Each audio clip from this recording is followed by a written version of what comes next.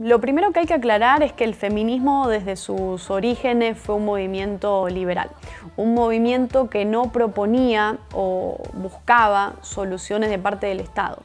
El feminismo liberal buscaba igualdad ante la ley. Muchas personas además creen que las primeras activistas del feminismo eran socialistas o intervencionistas, pero la realidad nos dice una cosa completamente distinta. Las primeras mujeres que hicieron fuerza por esta causa a mediados del siglo XVIII fueron mujeres como Mary Wollstonecraft en Inglaterra o Judith Murray en Estados Unidos. Y las dos hicieron además mucho énfasis en la igualdad educativa.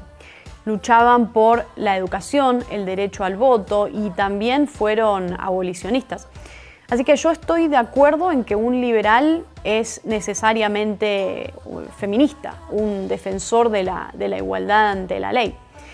Durante la mayor parte de la historia, de nuestra historia, las mujeres primero eran propiedad de sus padres y después pasaban a ser propiedad de sus maridos en virtud de matrimonios, la mayoría de las veces arreglados por las familias y además sin el consentimiento o la voluntad de la mujer.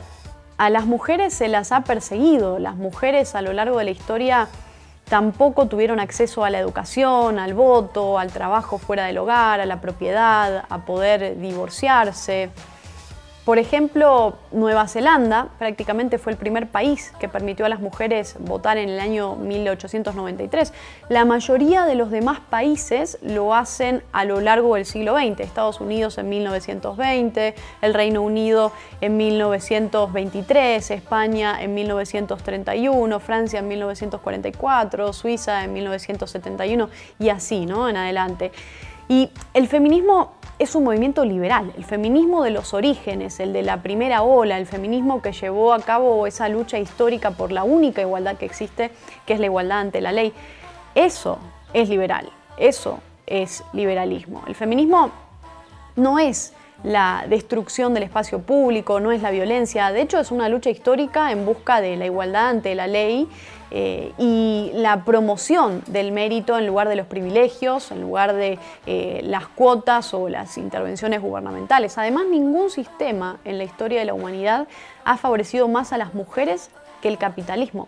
Es el sistema capitalista basado en la libertad individual, el sistema que permite la incorporación de la mujer al trabajo, el que libera a las mujeres de la obligación de tener que, soportar cualquier cosa por miedo a ser repudiadas y de vivir encadenadas financieramente al padre o al marido.